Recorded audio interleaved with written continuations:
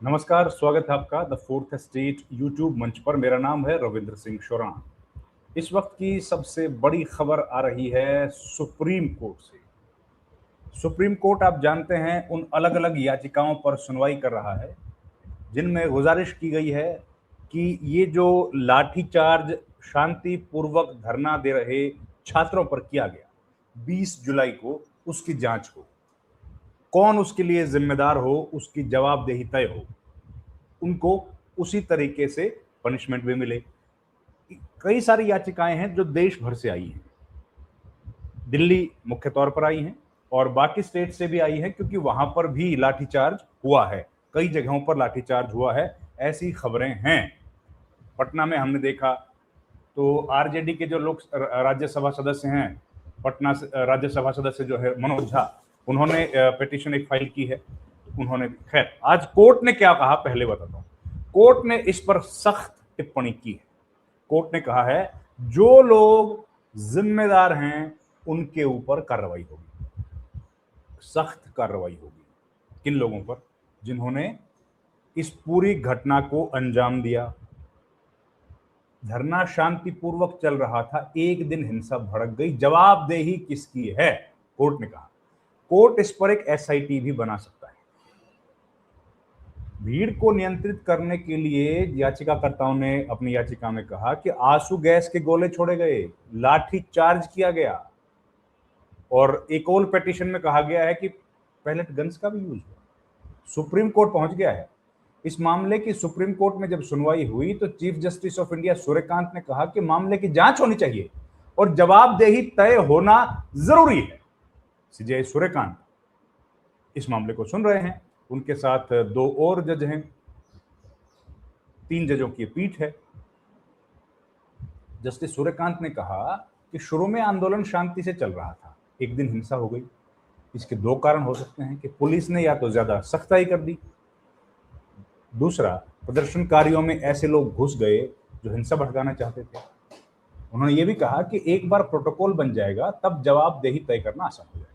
अब सुनिए, ये 2 बातें कही। या तो प्रदर्शनकारियों, या तो पुलिस ने सख्ती कर दी हो। अब पुलिस ने अगर सख्ती कर दी तो उसके लिए भी पुलिस जिम्मेदार है, और अगर प्रदर्शनकारियों में कुछ ऐसे लोग घुस गए जो हिंसा भड़काने की कोशिश कर रहे थे या जिन्होंने हिंसा भड़काने की इच्छा से आए थे, तो भी पुलिस की जिम्मेदारी है। लाठीचार्ज मामले को लेकर याचिकाओं में जो कहा गया है वो है कि पुलिस चाहे तो उग्र लोगों पर एफआईआर कर सकती, करनी चाहिए, लेकिन जहां तक संभव हो बल प्रयोग से बचना चाहिए। ये तो प्रोटोकॉल है। प्रदर्शन के दौरान ऐसे पुलिसकर्मी भी थे जो यूनिफॉर्म में नहीं थे, हथियार लेकर चल रहे थे, उन्होंने भी बल प्रयोग किया। याचिकाकर्ता के वकीलों की तरफ से गोपाल शंकर नारायण ने कहा कि पूर्व चीफ जस्टिस की निगरानी में एसआईटी बननी चाहिए, स्पेशल इन्वेस्टिगेशन टीम। कोर्ट भविष्य की उपाय की बात कर रहा है, हम उसका स्वागत करते हैं, लेकिन इन घटनाओं की भी निष्पक्ष जांच जरूरी है। प्रदर्शनकारियों की डिजिटल टेक्नोलॉजी में पहचान कर उसे सार्वजनिक करने पर भी रोक लगनी चाहिए। इसमें कई सारे छात्र हैं, कई नाबालिग हैं। फिर सुप्रीम कोर्ट में जुनैद का मामला भी आया है। सुप्रीम कोर्ट में एक वकील ने बिहार में हुए प्रदर्शन का मामला उठाया। उन्होंने कहा कि बिहार में नाबालिगों, यहां तक कि 13 बरस के बच्चों को भी हिरासत में लिया गया है। वहीं प्रशांत भूषण ने कहा, मैं जुनैद का मसला रखना चाहता हूं, उन्हें प्रताड़ित किया जा रहा है। इस पर सॉलिसिटर जनरल ने कहा यह एक अलग मसला है। ठीक है, उन्होंने अपनी बात कही। सुप्रीम कोर्ट ने 8 राज्यों को नोटिस जारी किया, केंद्र सरकार प्लस 8 राज्य। कोर्ट ने प्रदर्शन के मामले में उत्तर प्रदेश, महाराष्ट्र, पश्चिम बंगाल, मध्य प्रदेश, बिहार, आसाम, केरल, महाराष्ट्र को नोटिस जारी किया है। देखिए, इसमें सब दलों की सरकारें, अलग अलग दलों की है। महाराष्ट्र, वेस्ट बंगाल, मध्य प्रदेश, बिहार, आसाम, इनमें है बीजेपी की सरकार। केरल में है कांग्रेस की सरकार, यूपी में है बीजेपी की सरकार। सुप्रीम कोर्ट ने सुनवाई के दौरान कहा कि महाराष्ट्र, बिहार, गुजरात, केरल, असम, यूपी के मामले यहां रखे गए। अभिव्यक्ति के अधिकार और जीवन का अधिकार का हवाला दिया गया है। दिल्ली में पुलिस के अत्यधिक बल प्रयोग की बात बताई गई है। कोर्ट ने यह भी कहा पुलिस जांच जरूर करे, लेकिन फिलहाल एक्शन ना ले, मना कर दिया है। लाठीचार्ज, पैलेट गन, आंसू गैस के इस्तेमाल की बात बताई गई है। यह भी बताया गया है कि कुछ लोगों की आंखों को नुकसान पहुंचा, मीडिया कर्मी तक घायल हुए हैं। कोर्ट ने यह बात कही। देखिए, बहुत बड़ा मसला है ये। जो इस पूरे मामले पर सुप्रीम कोर्ट ने कड़ा एक्शन लेते हुए कहा कि अगर किसी को डिटेन किया गया है, लॉफुल प्रोटेस्ट कर रहा था, पीसफुल प्रोटेस्ट जो व्यक्ति कर रहा था, अगर उसको डिटेन किया गया है किसी भी सरकार में, तुरंत उसको रिहा किया जाए, तुरंत रिहा किया जाए, क्योंकि ये पीसफुल लॉफुल प्रोटेस्ट था। जिनके बैकग्राउंड संदिग्ध हैं, एंटीसीडेंट चेक करें, उसके बाद उन पर कार्रवाई हो, वो एक अलग विषय है। लेकिन कोर्ट ने यह स्पष्ट कह दिया कि जिन लोगों के खिलाफ, जिन लोगों को अरेस्ट किया गया है और जो पीसफुल प्रोटेस्टर्स थे, उनके खिलाफ कोई कार्रवाई ना हो। देखिए, कल ही कोर्ट ने कहा था कि अंधाधुंध लाठी क्यों चलाई गई, कोर्ट ने कल कहा था, और ये एक स्पष्ट प्रोटोकॉल बनना चाहिए। अब प्रोटोकॉल क्लियर, वैसे तो तीन मामले सुप्रीम कोर्ट के आदेश, सुप्रीम कोर्ट के 3 मामलों में अलग अलग आदेश। एक सोमनाथ वर्सेस महाराष्ट्र का मामला है, एक मामला है Prakash Singh versus Union of India का, और एक State of West Bengal versus DK Basu. इनमें सुप्रीम कोर्ट ने निर्धारित किया है प्रोटोकॉल। अब सवाल यहां तक उठ रहे हैं कि पैलेट गन्स का इस्तेमाल किया गया है, और वो एक अलग पिटीशन के तौर पर सुप्रीम कोर्ट में लंबित है। पर ये बात खत्म करके उस पर आता हूं कि सुप्रीम कोर्ट में ये कहा कि सबको छोड़ दिया जाए, और आसाम बंगाल की पुलिस ने कल रात को ही छोड़ना शुरू कर दिया था, ये बताया। तो शायद अब तक छोड़ दिया गया होगा जो भी लोग हिरासत में थे, या नहीं छोड़ दिया गया होगा तो सुप्रीम कोर्ट के आदेश के बाद छोड़ दिया जाए। लेकिन कोर्ट ने जो बात कही वो बड़ी महत्वपूर्ण है।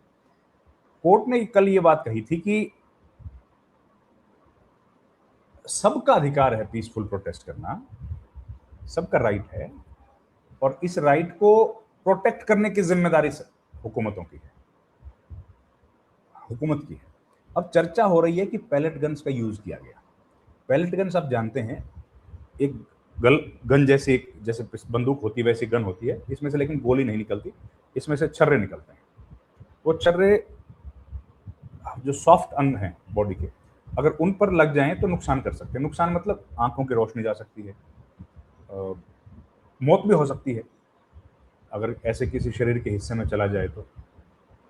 वो उपयोग किया गया, उसके खिलाफ 2 विक्टिम्स जिनके ऊपर छर्रे लगाए गए, और यशोवर्धन झा आजाद पूर्व आईपीएस हैं, ये लोग सुप्रीम कोर्ट गए।